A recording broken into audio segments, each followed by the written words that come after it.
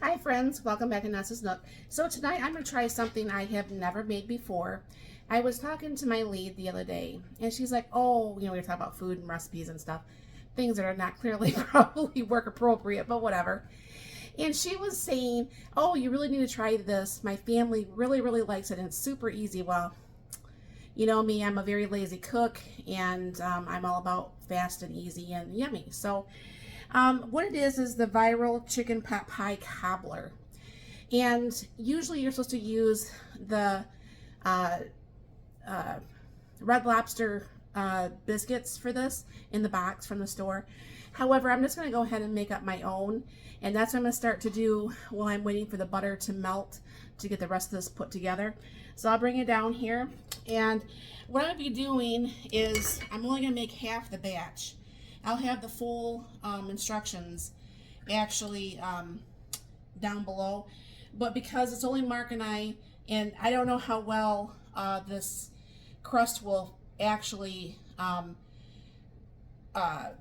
back up from being frozen. I don't want to make too much of it. We don't even know for sure if we're going to even like it. So instead of the 2 cups of all-purpose flour, I'm only going to be doing the 1. All right. Lid back on that. Move that over. And then it asks for 1 tablespoon of baking powder, not baking soda. So I'll be doing a half a teaspoon of that also. All right. So let me put that in there like that. And then it also calls for 1 full tablespoon of sugar, but because we're putting this in half, I'm going to go ahead and just do 1 of those also. Now it says 2 teaspoons of garlic. I like garlic. Mark likes garlic. I'm just going to go ahead and pour quite a bit of garlic in here because I love garlic. And one thing it doesn't say to do is add any of the parsley, which I'm going to go ahead and add some of the parsley too. And I am going to add just a little bit of salt into this. Not too much. Give this a little bit of a stir. I have to go over to the refrigerator and get out the buttermilk that I made earlier. Alright, and what I did over here, I don't know for sure if you can see it, I think you can. I had actually shredded some sharp cheddar cheese, and I did put more than the than what's required, because when my daughter used to make this for us, she would always put in the extra cheese, and I absolutely loved her Red Lobster biscuits. So let me go ahead and get that buttermilk from the refrigerator. For some reason, I think I must have been tossing around in my head of the full meal versus the half a meal. But I just think I think it's just gonna be better if we just do the half. And let's find the spot. Let's see the other side here. Alright, and there's the 1 cup down here. So I'm going to go ahead and we might have to put in a little bit more, because from the video I watched, this girl was very funny. I loved her. I subscribed to her, and I really liked the way she did that. See, this is going to be, I think, liquidy enough. I don't think I'm going to I might have to add just a little bit more to the top of this, or well, maybe not. This is almost all melted. I mean, I really like the way hers looked. I mean, I looked at a whole bunch of them on YouTube because I've never made this before, and like I said, I never made the biscuits. That's something my daughter always made, and she hasn't made that for us for a while. She's not lived at home for a long time, so that's her excuse. I'm just going to add just a smidge more milk which would probably be about 1.25 cups. I'll just have to figure out something else to use the remaining of that buttermilk for. All right. Let me put you on pause. Let me pull this out of the oven because the butter's melted. I'll be right back. All right, well, I burnt the butter, so I'm going to go ahead and restart this all over again here. So I'm going to go ahead and use up the can of soup. And she says that the recipe usually calls for 2 cups of chicken broth. However, I'm already cutting this in half, so I'm going to do about 1/2 of a can of chicken broth to go in with this. And get this mixed up in there. She says, you know, because you know how I like everything not to be dry. Hers didn't look dry at all. So I'm taking her word on this. Let me get my whisk.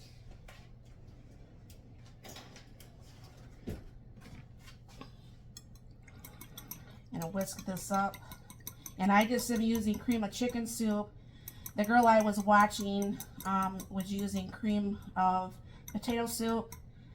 I don't have any cream of potato soup, even though I would love to have some potatoes in this. I'm just going to add just a little bit more.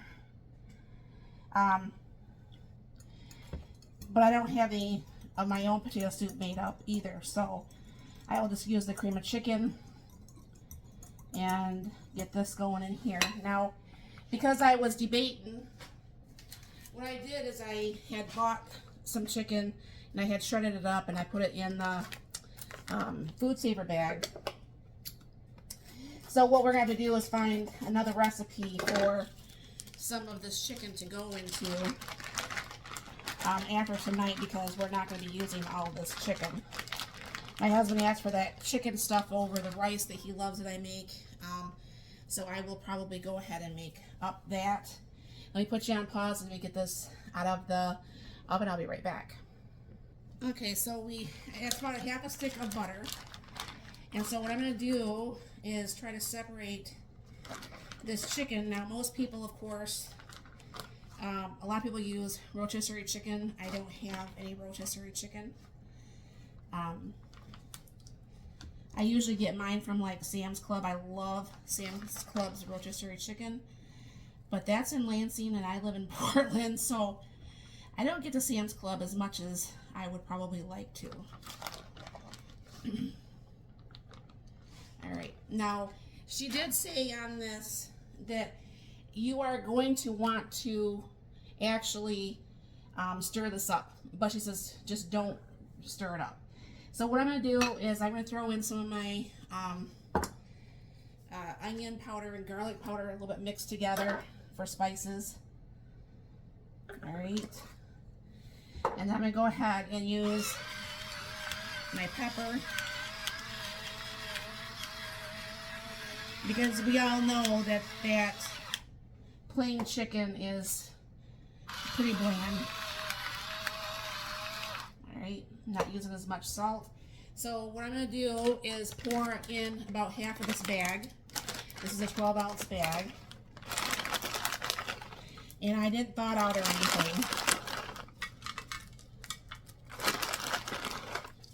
Yeah, some potatoes would be really nice in there. You know what? I think I'm going to put you on pause a second. I'm going to go get a can of potatoes real quick. That's one good thing about having some canned vegetables. You can just grab it without having to really pre-think your meal too much. I think I'll definitely like that better, and it'll be a little bit more heartier with the potatoes, because I prefer potatoes over peas anyways. You know what? I'm just going to go ahead and put that whole can in there. Yeah, no, maybe not. Alright, so then what she did is then she poured the soup mixture over it. She says, whatever you want, she says, whatever you do, you know, you're going to want to stir this, but don't stir it. So I'm going to go ahead and pour over the soup and the broth mixture. Try to get that on as even as possible.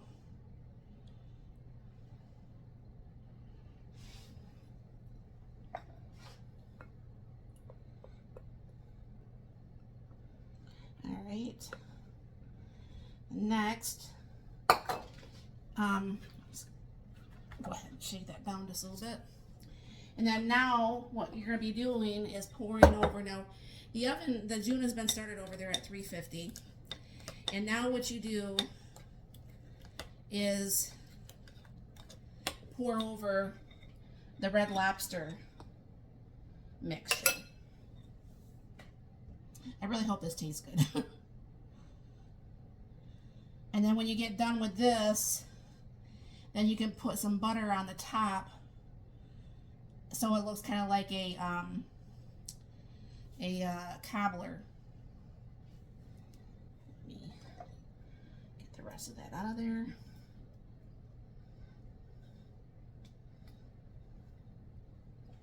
Make a big mess all over my counter. So I'm gonna go ahead and throw this in the oven. She let hers cook for about an hour with no foil on the top, so I'll be doing the same, and I'll be back.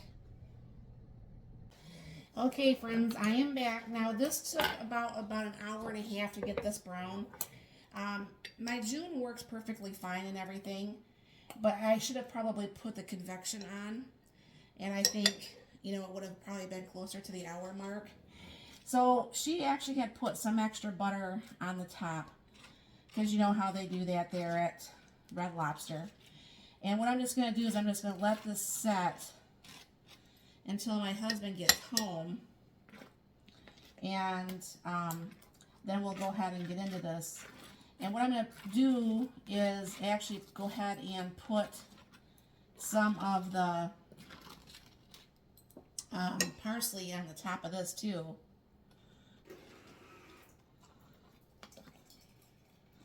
I'm sure this is, it smells really, really good.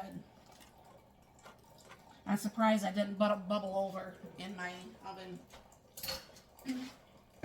So I'm just going to go ahead and just sprinkle just a little bit of parsley on the top,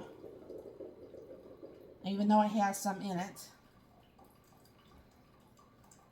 And then as soon as my husband comes through the door, we'll get this cup cut open and get it on a plate and show you what it's looking like. Alright, what I did do is I went around the edges to break everything loose. Mark's going to be like pulling in like at any minute now. And hopefully I can serve this up without being too messy, because you know I'm not too good at this.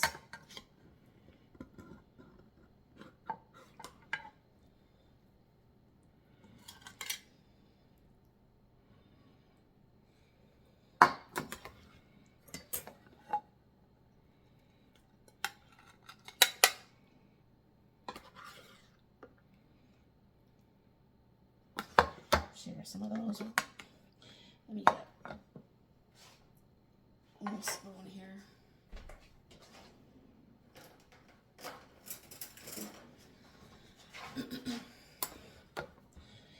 Yeah, I don't think I would have wanted to do much more sauce, because this is not dry whatsoever. And I really love the way that crust looks. Now I know this is incredibly hot and hopefully it won't burn my mouth, but I'm so curious. Try to get a little bit of almost everything here. Hold on. Maybe I'm not gonna be able to do that. Hold on. Well, it's gonna have at least the, make sure it's got the crust on there. That's the main thing I'm worried about. I think that crust is going to be good. Hold on here.